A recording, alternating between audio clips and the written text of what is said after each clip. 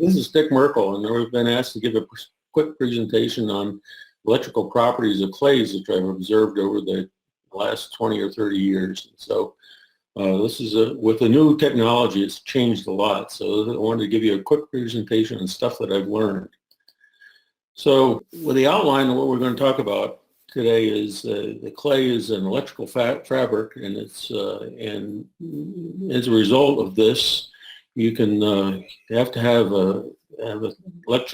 clay is a tensor in resistivity. In other words, it has three components to the clay content, two horizontals and one vertical. The other thing, third thing in there is that with the advent of the new NMR and dielectric tools, I'm able to get analysis of clays, and I'm going to show how this has changed my whole feeling about clays.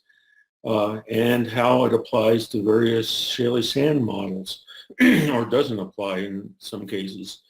We're going to talk about the clay-bound water, volume of clay-bound water, and its relationship to V clay, which is some research that I started at Marathon at their when I was working at their research facility here in Denver, and has continued on. And so we'll look at those kinds of relationships and how it relates to XRD and various logs.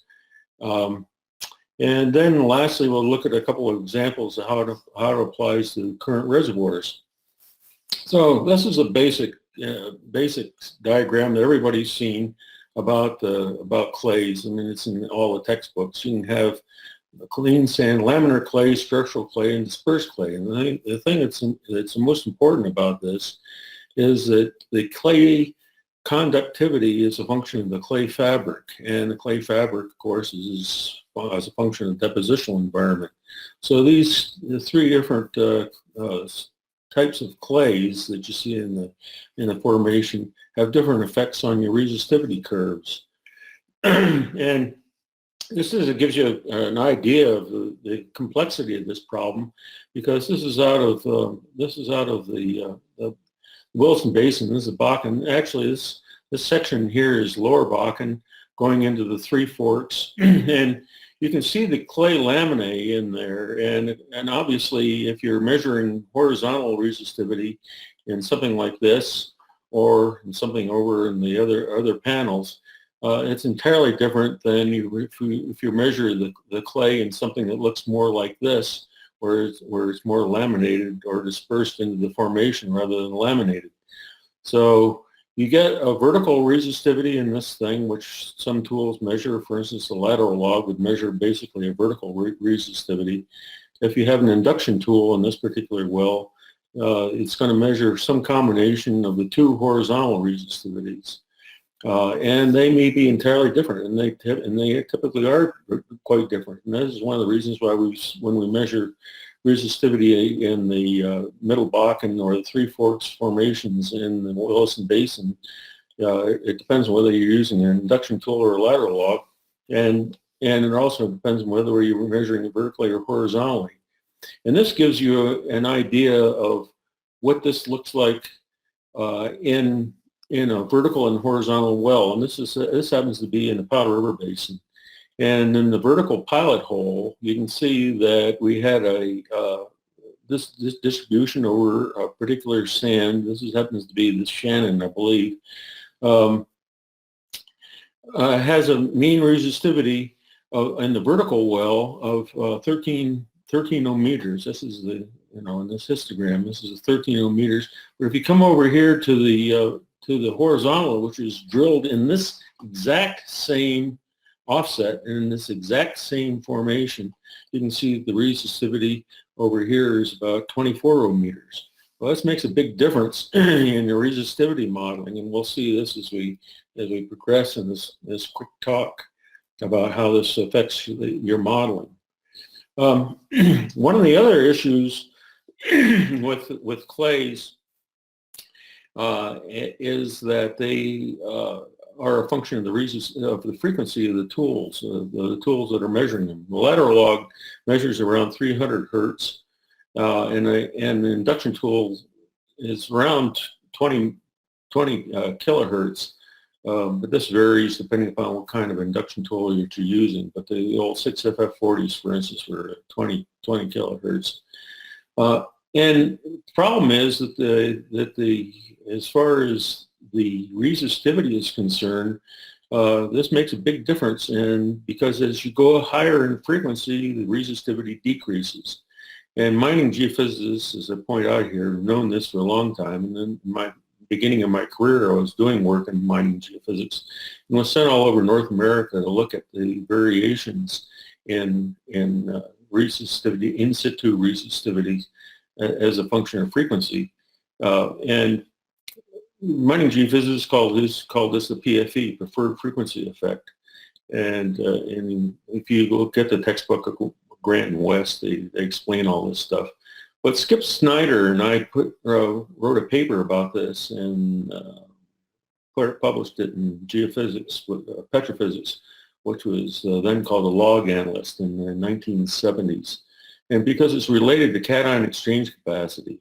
So we were able to measure these things a long time ago in terms of the cation exchange capacity of the clays. And the reason for mining people were interested in this because we were drilling some surface anomalies we see from the surface arrays, which were nothing more than the black shales. So we want to know the difference between black shales and copper deposits. So at any rate, in the 90s, Schlumberger came out with a phaser induction tool, which was really a breakthrough for us because it measured frequencies, three different frequencies, 10, 20, and 40 kilohertz. And it also gave you the in-phase and quadrature component of the resistivity or conductivity, which can be used for modeling for cation exchange capacity and look for fire rates. So this was a real breakthrough. Unfortunately, they phased out the phaser when they came to the AIT, so you can't get these data anymore. But at the time, they were very valuable for us and just confirmed the kind of stuff that Skip Snyder and I learned in the 60s and 70s.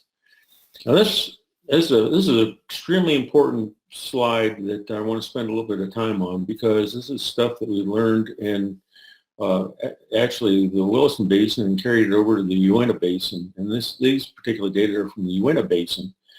And what I've done in these things, which you can do with modern tools now, is use the clay-bound water that you measure with different tools and compare that to the resistivities that you measure with this triple combo.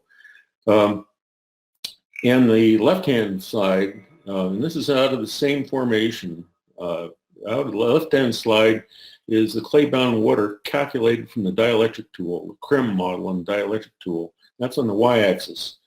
And on the x, so that's the total volume of water. And this is just in the clays. Okay, so it's just in the clay. So this is a clay-bound, this is the amount of water in that clay on the y-axis, and resistivity to MSFL, as it turns out in this case, on the x-axis. And when you plot these data up, lo and behold, you have a slope of -1, which means that relationship for the clay-bound water has basically an Archie M of 1, which is the same as you would have with a fracture, which was absolutely mind-boggling to me. Now in the right-hand slide, you can see over here that the clay-bound water on the y-axis now is from NMR. And so these are two totally different independent measurements of the clay-bound water, and the resistivity in this case is a lateral log. And you can see the data also has a slope on this thing of -1. This is a real mind-boggling experiment because, as you know, if you on a log-log plot, if you have a linear relationship with a -1 relationship, it means the product of the two is a constant. And that constant ends up being at this intersection up here means that's the resistivity of the clay-bound water. In both cases, the resistivity of the clay-bound water. And the other thing was mind-boggling about this, and I've done this in all major basins in the U.S. in the Rocky Mountain area. The other interesting thing is that the salinity, if you take this resistivity and convert it to the proper temperature, it ends up being between 3,000 and 5,000 ppm, and so it's around 4,000 ppm, and it's almost a constant for the various formations that we see in the Rockies, regardless what basin you're in, and that's also mind-boggling. So out of this one slide, by getting totally independent clay-bound waters, one from dielectric, one from NMR, and compare that to the resistivity that we measure, we can get a relationship between clay-bound water and resistivity, and that is a slope of minus 1, which is from a standpoint of the saturation models, it means you have to have an M for the clay-bound component that's entirely different than from the matrix component, and that is really mind-boggling. The other thing that we learned, and we'll talk about this in a minute or two, is that there's a linear relationship between clay-bound water and clay or shale. So if you then instead of using clay-bound water, you can get the total shale volume from whatever model you have, deterministic, probabilistic, elemental, any kind of shale volume that you have, and plot that against resistivity, which is this thing shows. And this is in the DJ basin.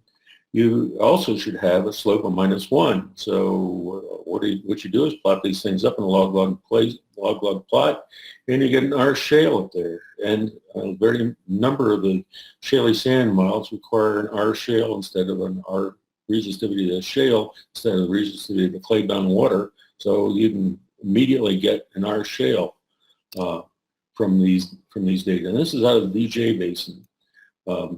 Just to show you how the difference is, this is a San Juan basin, same thing. In terms of that vertical and horizontal well that we saw in the Powder River Basin, if I do that same phenomenon, same exercise in the Powder River Basin with this data that you just saw for the resistivities, we get an R shale for the vertical well of 4 ohm meters. And if you do the same thing for the horizontal well, you get a R shale of about 7 ohm meters, which means that if you're going to calculate saturations in these two different with these two different wells in the same formation, you have to use different R shales depending upon which tool that you're using. And so you have to change your petrophysical model too as you go from a vertical to a horizontal situation, unless you have a three component induction log. Now, one of the best references that we see over the years in terms of the shaly sand models is from the Baker Atlas chart books and the back of the chart books, and it basically shows you the various types of shaly sand models. The interesting thing is if you take any one of these shaly sand models and you have the V shale go to 0, it reverts back to the Archie model. So if V shale is 0, all these models go back to 0. But you can go through these various laminated shale models and dispersed shale models and whatnot and see how they react. The thing of it is, if you use those relationships that we just measured on the formations on the clays, some of these models, they absolutely do not work, and they actually blow up. And so if you go through these various models, there's the modified Simondou equation, the dual water model down here, normalized Waxman-Smith's model. If you just take those relationships that I just showed you and try to substitute into these models and see that some of them just absolutely do not work. They can't they can't solve for the relationships that we measure. One that seems to work, and I use a lot, is the Indonesian model, and I've circled that in red down here, red barns, but because you can use those various relationships that we have that you can actually measure. Like, for instance, this is the conductivity of the shale, which is right here. There's the conductivity of the shales, which we measure, the volume of the shales, and so you can use those relationships, and it seems to work in this model better than most of the others. So one of the questions is, how do you get to the clay-bound water measurements and modeling? And so one of the things that we then can do to determine clay-bound water is from the NMR T1 and T2 distributions, which they do routinely. The other thing to do is if we have dielectric data in the well, we can measure the total volume of water in the clays when we don't have any invasion. You have to look at the invasion profile and see where you don't have any clays. We can use shale sand models to estimate V clay or V shale, and you saw some of those, and they can be probabilistic, deterministic, or whatever you want to do. The elemental log inversion from whatever elemental logs, various vendors have their own types of tools to use for that, and you can use those data or XRD measurements. And that brings me to this curve, which is something that I started at Marathon at the Research Center and continued for a few years after that to determine the relationship between V clay and V clay bound water. And it seems to be a constant for a clay type. For instance, this is V clay on the x-axis, and V clay bound water on the x-axis, and V clay on the y-axis. This blue line is for smectite. The green line is for illite. Chlorite is in red, and kaolinite is in brown. And the intersection up here gives me this constant. And so using those constants, you can go from clay-bound water to clay, or you can go from clay to clay-bound water, either direction. The interesting thing is you can use this for XRD, which I do routinely, because you're given the clay volumes for each component, each type of clay, and you can come over for a particular clay volume and then get the clay-bound water for that. Just add up all those clay-bound waters, and that gives you a total clay-bound water for various, if you have a combination of various clay types. And how that works, and this is an example, again, from the Powder River Basin. You have the uranium component and the gamma rays in yellow, obviously. This is a GEM model, a mineralogic model for this particular formation. Over here in the solid curve, the dots are from XRD data. Dots are XRD data. Clay-bound water calculated, just as I just mentioned, from the XRD data. And the solid lines are the clay-bound water calculated from the T1 volumes and T2 volumes from an NMR log. And you can see how well that corresponds to, as you go up and down this thing, you can see how well that clay-bound water from the NMR fits with the XRD data. The other thing to notice in here, this is the clay-bound water calculated from this GEM model. So you can see that it fits in places and generally fits, but the fit for the NMR is much better than from this elemental inversion.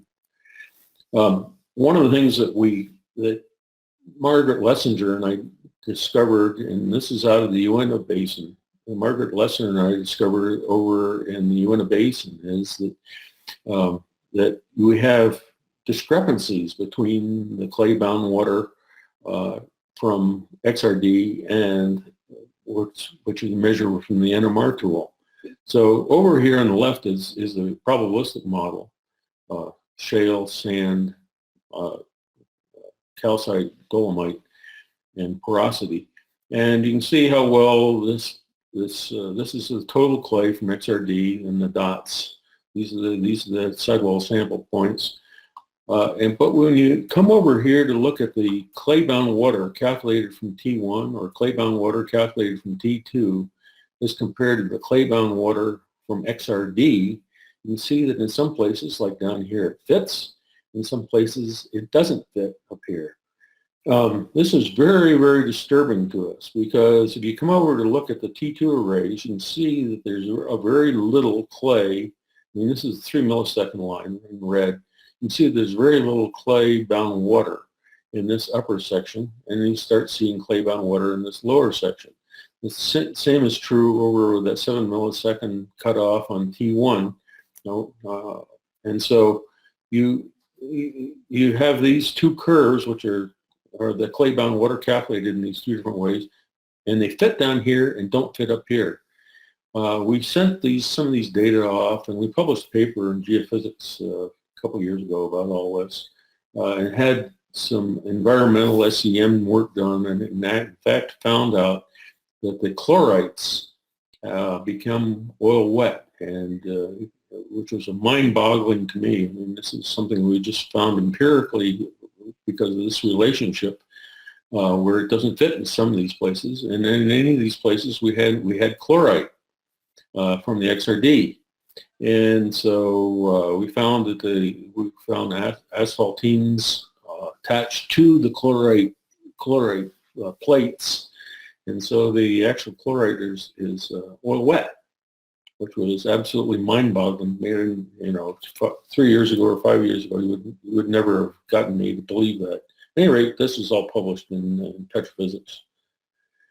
One of the other things that's really interesting in this, this is also the Uinta Basin, is that you can take if you get a good clay-bound water volume, you can take the dielectric tool measurement and subtract off the clay-bound water component. Now this is the dielectric tool measurement right here, total water. So this is total water out in this thing from the dielectric tools out here, total water. And if you subtract off the clay-bound water, however you calculate it, off of it, then you have basically the free water in the system. And in some of these places, when we do this, the free water basically goes to zero, which means it's oil wet. And so the value of getting an independent and a good clay-bound water model and a dielectric. I mean, this brown dash curve is the dielectric data. And if you subtract off the clay-bound water, this is the blue curve. And so this is the amount of water left after you subtract off the clay-bound water from the dielectric tool. And you can tell immediately where you have oil wet rocks. This is out of the Bakken, and I've done the same thing up there.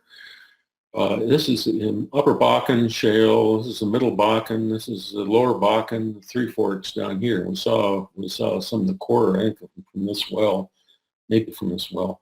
The interesting thing to look at here is that this is the Indonesian model volumes. And this is water, oil, and clay-bound water. So this is water, oil, clay-bound water. The interesting thing that we determined from this thing is if you look at this dash curve is just the dielectric data superimposed upon the Indonesian model for this well with a variable n. This is all in the paper that we wrote last year. It's in Petrophysics. At any rate, if you do this, you can compare this blue solid curve to what you calculate what you measure with the dielectric curve, and this is the free water. So this is clay-bound. This is total water from the dielectric minus the clay-bound water component, and this is the dash curve in here. And the interesting thing is that when you get into the lower Bakken, or even in the upper Bakken, lower Bakken shale down through here, or the upper Bakken up here, the total amount of free water goes to zero. One of the things we always were concerned about is where is the water coming from in the production in the Bakken? Is it coming from above the middle Bakken and the upper Bakken? Is it coming from below the Three Forks? Well, one thing we learned from these data is it certainly is not coming out of the shales, because we have zero free water in these shales. That's just another really interesting application doing the same thing. So what I've learned over the last few years in doing all this stuff is that saturation models will require an Archie of M of 1, the clay component, which doesn't work in most of the many of the saturation models that I showed you. I had 3 pages of those things that came from the Baker Atlas chart books into the chart books. You can see those things. The other really mind-boggling thing to me is that no matter how we do these things, the clay-bound water always has a salinity around 4,000 ppm, equivalent NaCl. Can be as high as 5,000, as low as about 3,000, but it's around 4,000 ppm, which is really interesting because the original dual water model proposed a number of years ago in the 80s assumed that the clay-bound water had a salinity of about 90,000, 80,000 or 90,000 ppm, and it absolutely does not. It's around 4,000. The other thing that's really interesting in all this is since V clay is linear related to clay-bound water, V clay RT plots have a slope of -1 and with a R clay intercept. And similarly, V clay-bound water has an intercept of resistivity clay-bound water. So depending upon what model you use, you can measure these things directly and input those into your model. And it's interesting to me that if you do this in some of those models just blow up. They absolutely will not work. But these are things that you measure. You know that those are the true values, and so you have to be a little bit careful on what model you use for your shale sand model. And as I point out in the last bullet there, many of them are very unstable. They become unstable when you use these parameters, which you can actually measure. The last bullet slide that I have here is since the dielectric tool measures total water, subtracting volume clay-bound water gives you the matrix water, which helps in determine and identify water sources. And where you have water wet rocks, one of the things that it do is just to see and where you're going to have extensive amount of free water in the system by doing this with a dielectric tool, and it works like a charm. You can see where your water might be coming out of the matrix. Certainly doesn't work very well if you have fractures in the system, but out of the matrix it can tell you. Next bullet says the thing that I just talked about. Some clays, and chlorite in particular, and we've not been able to verify this for other clays, but chlorite in particular can be oil wet. It's shown this in the Uinta Basin and in the Williston Basin. You get down into the Three Forks where you have a lot of chlorite. The clays become oil wet. And this is really interesting in terms of recovery factors and all that kind of stuff. Also, in terms of where water is going to come out of the system, because if you have oil wet rocks and oil wet clays, this means that the water is the mobile component in the system, and that's maybe where you're getting all the water. The last thing on here is important to know what logging tool you're using when you're doing this, and if you're using different logging tools, in different orientations with respect to the clay deposition. You need to know that because your model has to change depending upon what tool you're using and what the orientation of the tool is with respect to the clay diagenesis or the clay depositional fabric, because that's going to change the resistivity of the whole thing. So with that, I thank you very much for your attention. This is all I have.